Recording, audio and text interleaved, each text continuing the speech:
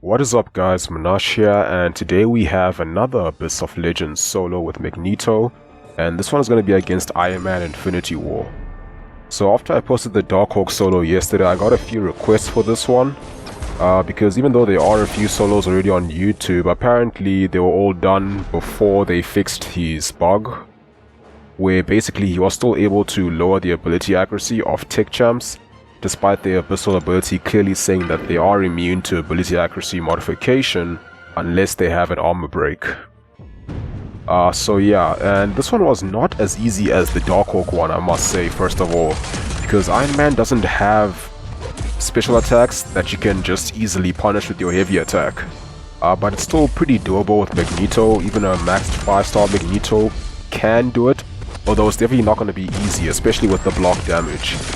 But I actually just want to talk about a few tips and tricks I learned while doing this fight, and just give you a bit more of an in-depth strategy for it. So the strategy is actually very similar to the Darkhawk fight. So basically just want to get to your special 2 by parry heavy, because then you can get to it in 8 hits before he steals all your power.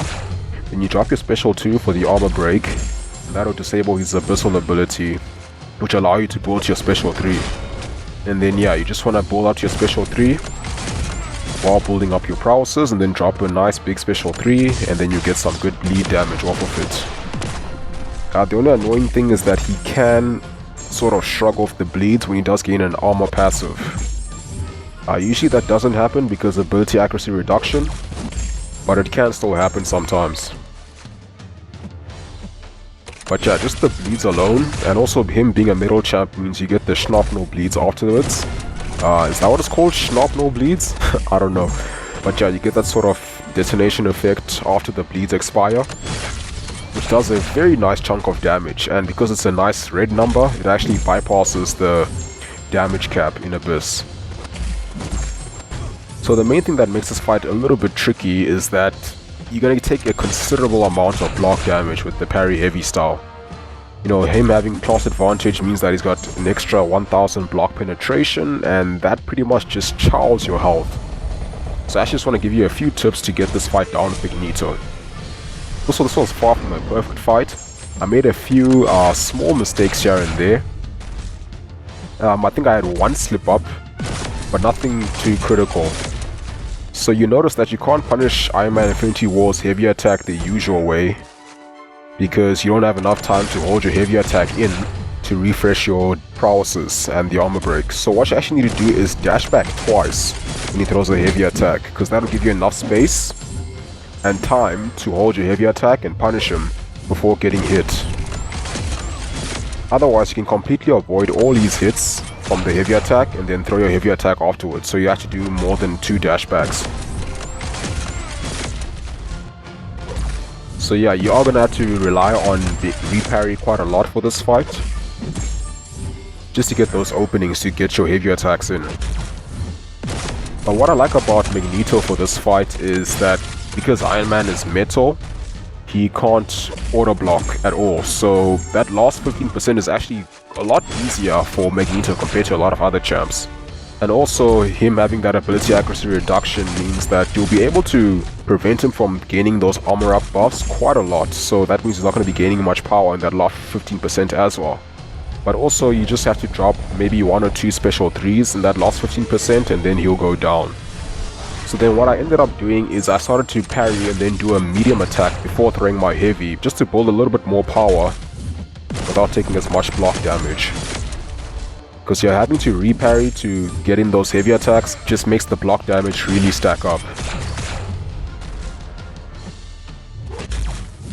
And once again, if you aren't able to hold your heavy attack in time to refresh your armor break, then you just have to throw another special 2 and then carry on the cycle. But yeah, the damage from Magneto special 3 is very nice in this fight, because it's not affected by the damage cap as much as the bleed immune champs, because you can still get that nice ticking bleed, and then you get the Schnopno bleed afterwards, which bypasses the damage cap. So I think the highest one I had did about 160,000 damage, which is pretty nice to see in Abyss of Legends. So yeah, I think I still prefer Human Torch for this fight.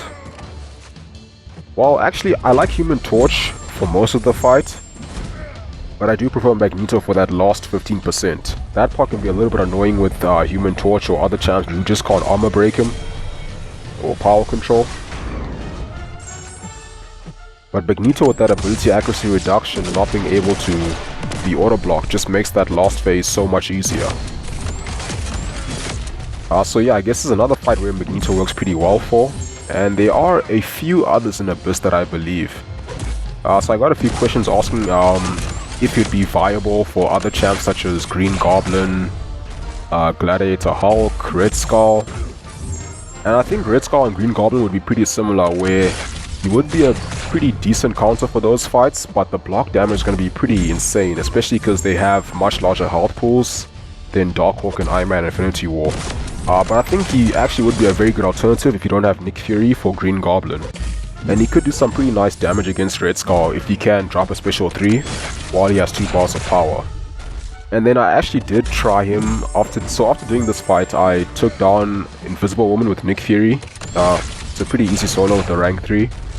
And then I got to Gladiator Hulk, and then I noticed that he isn't a metal champ in Abyss of Legends, and I'm not sure if Kabam just forgot to make him metal, or if they're just not going to, because if you look at Labyrinth of Legends, there's actually a lot of champs there who are different to how they are now, where basically they just didn't buff the champs in Labyrinth, so they might be going for the similar approach in Abyss of Legends, although I'm not sure if that would apply to tags as well.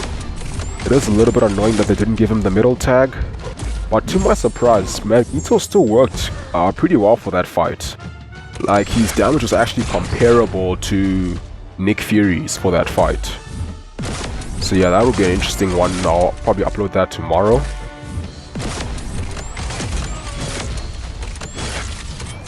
But yeah, back to this Iron Man fight, you can see that it got pretty close at the end, as in my health was pretty low. And I didn't play it very perfectly. There were some times where I could have avoided taking a bit of damage. I had one unlucky evade.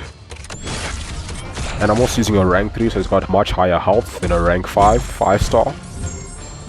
That's just something to keep in mind as well.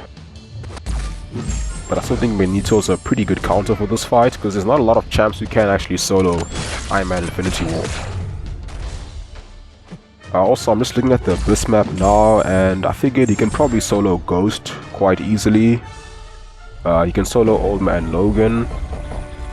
Omega Red, I'm not sure, because he's not bleed immune, but he barely takes damage from bleed debuffs. And Cable might also be an interesting one, because he does apply a degen on you when you bleed him. But Magneto's ability accuracy reduction can probably prevent that most of the time, especially if you parry before your special 3 and you have the passive Eye Mastery. He might also be pretty good for Yellow Jacket as well, and he can also solo MODOK. So yeah, there's quite a couple of fights that would actually be pretty good for. But yeah, not having to maintain the armor break to lower his ability accuracy would make this fight a hell of a lot easier. Because sometimes that armor break can be very difficult to maintain because of Iron Man's animations, particularly his special attacks. You can't punish them with a heavy attack, he recovers very quickly from them. And also a lot of his basic hits can't be parry stunned. That also just takes a little bit more of your time when it comes to maintaining the buffs. So yeah, that's going to be it for this video. I hope you guys enjoyed. Thank you for watching. Have a wonderful day, and I'll see you soon.